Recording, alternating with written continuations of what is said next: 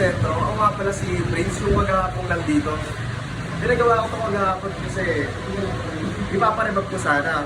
Ngayon, nakita nila na mayroong problema, kaya binaba ko dun sa shop nila. Yo! Alamin natin, bakit nga ba hindi ni-remap ang motor niya? Don Bon, pasok! Palyado kasi. Kasi pag inakataw mo siya, parang napuputol yung kuryente niya, kaya pinababa muna natin siya dun sa maintenance natin. Gagawin nila doon kasi check lang nila yung kung saan nanggagaling yung sakit na yun. Kasi hindi normal yun since hindi pa nababago yung mapa ng ECU. Kaya natin siya pinababa doon para ma-fix muna yung problem ng unit. After noon, papakitin natin siya dito.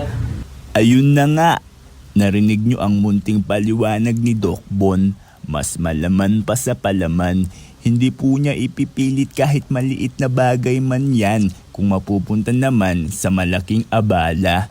Huwag kang mag-alala, basta Motosentro, talagang makakasigurado ka